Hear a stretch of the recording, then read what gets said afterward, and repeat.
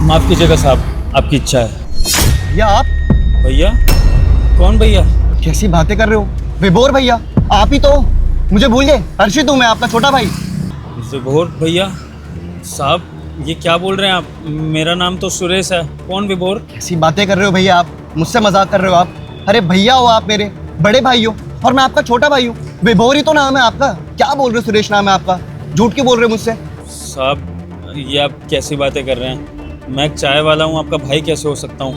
आप देखिए ना, सूट बूट में इतने बड़े आदमी लग रहे हैं आप। ये मेम साहब भी कितनी अमीर लग रही हैं। आप इतनी महंगी गाड़ी पे खड़े हुए हैं और आप कह रहे हैं कि मैं चाय वाला आपका भाई। आपको कोई गलतफहमी हो गई है। वो आपने सुना होगा ना, एक शक्लों के भी कई लोग होते हैं, तो शायद आपके भाई से मेरी शक्ल मिलती होगी, यही बात होगी साहब। नहीं नहीं भैया, आप मेरे भाई हो, बड़े भाई हो आप मेरे।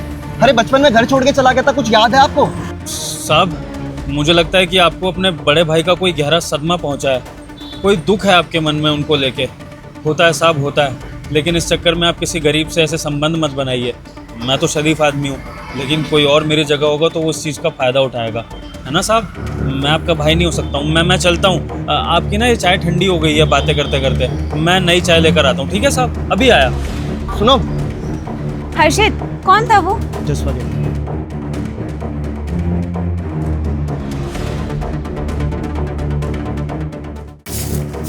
भगवान सुनो, आज मैं अपने छोटे से मिला। का? हाँ, अपने हर्षित्वा से मिला मैं। बहुत सुंदर लग रहा था, बहुत प्यारा लग रहा था। आप सच कह रहे हैं ना? हाँ हाँ सच कह रहा हूँ। जहाँ अपनी चाय की टपरी लगाता हूँ ना, वहीं खड़ा मिल गया। मैं तो कोई साहब समझ के चाय देने के लिए जा रहा था, तो जैसे उससे टकराया तो देखा कि अपना छोटा सामने खड़ा है। और उसको देखकर मैं इतना खुश हुआ, इतना खुश हुआ, पूछो मत भगवान। मेरे तो होश ही उड़ गया उसको देख के। सोचा नहीं था कि उससे ऐसे मुलाकात हो जाएगी। आप तो मिलेंगे, क्या बात हुई उससे? भगवान, मैंने तो छोटे को पहचानने से इनकार कर दिया। हालांकि छोटे ने मुझे पहचान लिया था, उसने मेरा नाम भी लिया। उसको मैंने बोल दिया कि उसको कोई गलतफहमी हुई है, उसको कोई छलावा हुआ है, कोई भ्रम हुआ है, जो वो मुझे अपना बड़ा भाई समझ रहा है। मैं उसका बड़ा भाई नहीं हूँ। और मैं तुरंत ही वहाँ से ठंडी चाय का बहाना देकर अब भाग आया। अरे आप ऐसा काहे किए? अरे बरसों बाद हमारा छुटका मिला था और उससे आप पहचानने से इनकार कर दिए। करना पड़ा भगवान, अपने छोटे की भलाई के लिए। पता है, वो महंगी सी शर्ट पहने हुए था, सोने की चेन थी उसके गले में, और पैंट, बड़े बड़े बूट थे जो साहब लोग पहनते हैं। और उसके साथ में एक मेम साहब भी थी जो बहुत अमीर सी लग रही थी। क्या पता उसकी कोई दोस्त हो या उसकी मंगेतर हो, मतलब उसने पसंद कर रखी हो। और उसके पीछे एक गाड़ी भी थी, वो भी अपने छोटे ने खरीद ली होगी। तो मुझे लगा कि जब अपना छोटा इतना बड़ा आदमी बन चुका है, बड़े लोगों में उसका उठना बैठना हो गया है, तो अगर मुझ चाय वाले को वो वहाँ पर पहचानेगा और 4 लोग उसको देख लेंगे तो उसकी बदनामी होगी। इसलिए अपने छोटे की इज्जत की खातिर मैं वहाँ से भाग चला आया। मुझे नहीं पता कि मैंने सही किया है गलत, पर मुझे जो अपने छोटे के लिए ठीक लगा मैंने वो कर दिया भगवान। अब हमारा छोटा इतना बड़ा आदमी बन चुका है, हमें तो इस बात पे खुश होना चाहिए ना। हमें तो उसकी तरक्की चाहिए थी ना जीवन में। वो हमसे मिले ना मिले, इससे क्या फ़र्क पड़ता है? बस हमारा छोटा खुश रहे और ऐसे ही तरक्की करता रहे, इसी में हमारी खुशी है, समझी? लेकिन मैं बिल्कुल भी खुश नहीं हूँ भैया। भाभी, अरे आप दोनों के बिना मैं बड़ा आदमी तो क्या, कुछ भी नहीं हूँ। छोटे? अरे छोटे, तुम कैसे हो? भाभी नमस्ते। भाभी, ये अच्छी बात है भैया की, आप समझाते क्यों नहीं इनको? बताओ ना कि मैं आपका बेटे जैसा हूँ, छोटा भाई हूँ आपका। छोटे, ऐसी बात नहीं है। हम दोनों तुझसे बहुत प्यार करते हैं, लेकिन हमारी कुछ मजबूरी थी, इसलिए हमने तुम्हें सच नहीं बताया। अरे भाभी, ऐसी क्या दिक्कत परेशानी आ गई थी आप लोगों की लाइफ में? मुझसे तो शेयर करते। अरे आप लोगों ने मुझे इतना पराया कर दिया था क्या कि मुझसे अपनी कोई भी बात नहीं बता सकते थे आप? और आप दोनों ने मुझसे बातचीत करनी इतनी बंद कर दी थी, दूरी आ गई थी हमारी बातों के अंदर। कभी साल 1.5 साल में भैया फोन करते थे और उसमें भी सिर्फ 5 मिनट बात करते थे। भैया, अब आप चुप ही खड़े रहोगे? कुछ बताओगे मुझे? बोलो ना। मानता हूँ छोटे, मैंने तुझे वहाँ पर ना पहचान कर गलती करी है, लेकिन छोटे के मैंने सब कुछ तेरी भलाई के लिए किया। मैं नहीं चाहता कि हम लोगों के सामने आए। मैं नहीं चाहता कि तू अब इतना बड़ा आदमी बन गया है तो लोगों को ये पता चले कि तेरे से हमारा कोई संबंध है। और वो इसलिए छोटे क्योंकि जब तू 9-10 साल का था ना, और माँ बाप का साया सिर से हट गया था, मैं अपनी भरी जवानी में ये सोच रहा था कि कैसे अपना पेट पालूँ और कैसे अपने छोटे की ज़िंदगी संवारूँ। तो बस इसी कश्मकश में मेरे दिन गुजर रहे थे।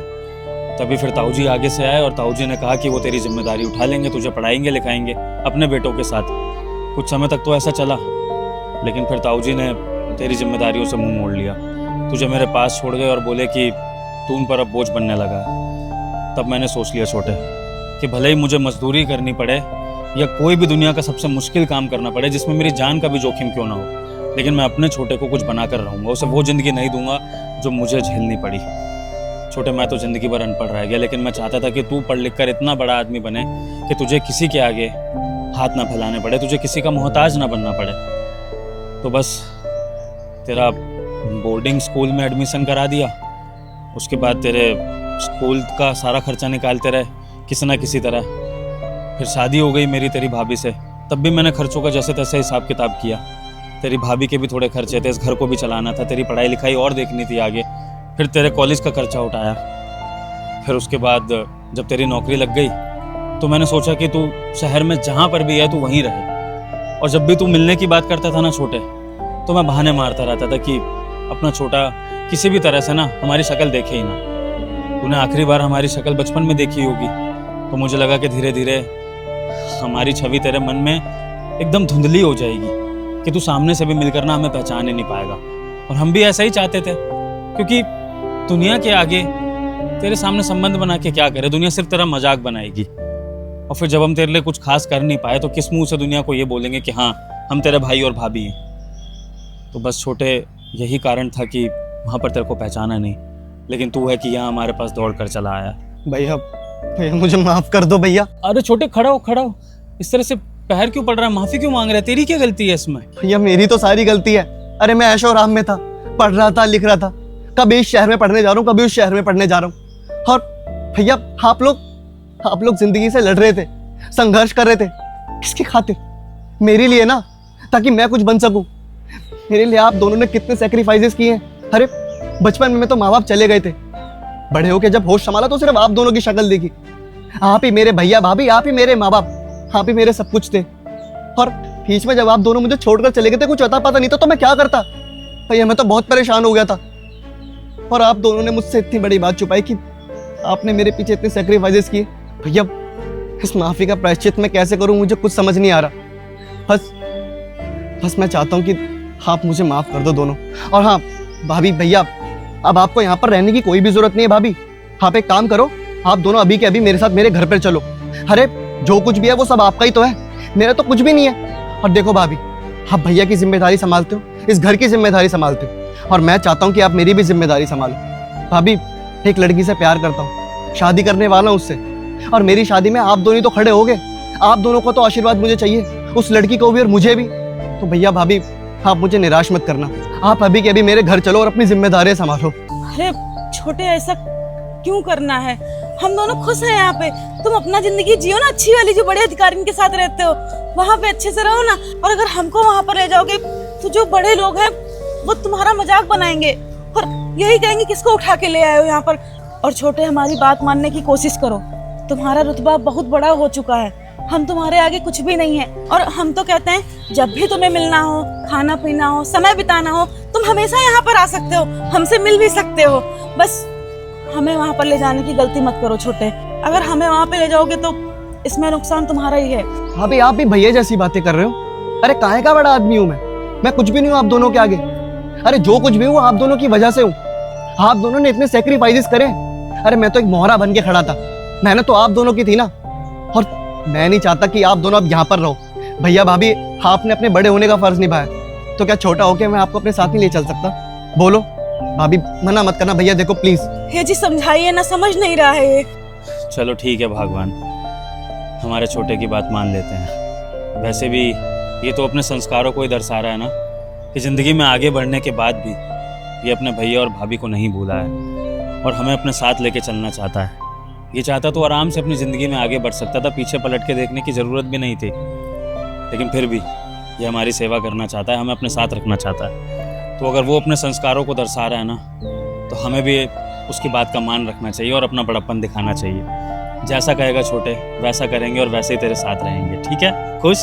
लेकिन हम एक शर्त पर चलेंगे। कैसी शर्त? डेली हमारे हाथ का खाना खाना पड़ेगा। ये कोई बोलने की बात है भाभी? इतने टाइम से मिस कर रहा था मैं आपके हाथ का खाना। और मैं चाहता हूँ कि आप दोनों चलो, फिर डेली आपके हाथ का खाना खाऊंगा, स्पेशली वो राजमा चावल। भैया थैंक यू सो मच।